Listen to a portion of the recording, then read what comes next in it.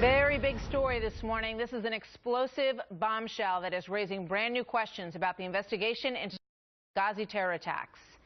We still do not know exactly what happened at the CIA annex, but there are new reports about what happened in the basement of the State Department.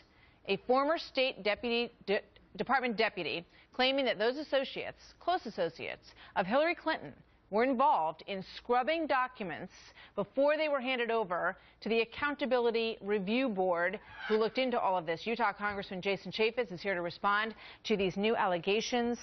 So all of this surrounds this Deputy Assistant Secretary Raymond Maxwell. What did he do? What did he come forward with that started this ball rolling?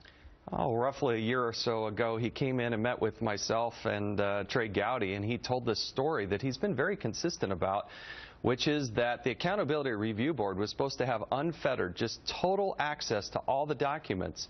But there was an operation there in the basement of the Department of State to make sure that they never did see all those documents. They were essentially creating two piles, things that the Accountability Review Board would see and that Congress would see, and anything that shed, quote, bad light on Hillary Clinton and her senior management, that they were put over in a different pile and that they were to never be seen. And the people that were in that room directing traffic were none other than Hillary Clinton's chief of staff, Cheryl Mills, and Jake Sullivan, her deputy chief of staff.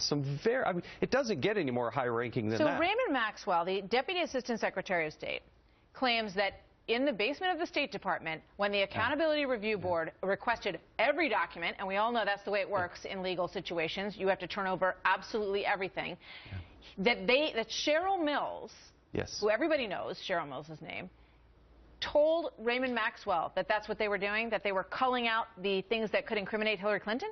That was the operation that was going on. There were several people in the room, but she was the senior-most person in that room during a period of time in which Raymond Maxwell was in there. Now, that's his story. There are other to this story, but you can see why Trey Gowdy in the Select Committee is going to want to hear from everybody who was in that room at that time. But he had proximity. He had reason to be there. He did show up, as best we can tell, and it's something that the Select Committee is going to have to investigate. What's the other side of the story saying about what happened? We haven't heard from them. We have always been asking. At the time, it was the Oversight Committee, and it was asking for all the documents. That, to me, is as easy as let's go ahead and push print for anything that says Benghazi.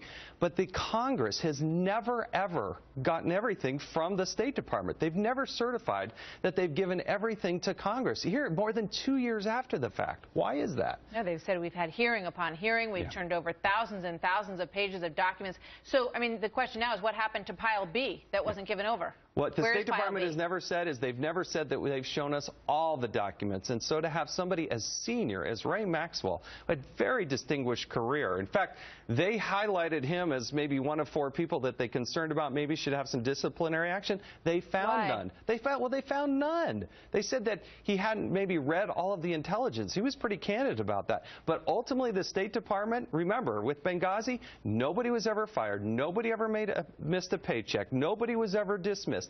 Nobody was found at fault. And so his credibility, I think, in our mind, went much, much higher. And for him to say that Cheryl Mills, the chief of staff to Hillary Clinton, was telling them not to provide these documents. Is he going to testify to this in front of the American people as his hearings move forward, which start this week on Wednesday? At some point, he's obviously going to speak to the committee, and I hope to the American people. But what's happening on Wednesday is not specific to this. This came up rather suddenly. Understood. It wasn't planned. Has Cheryl Mills responded to this story?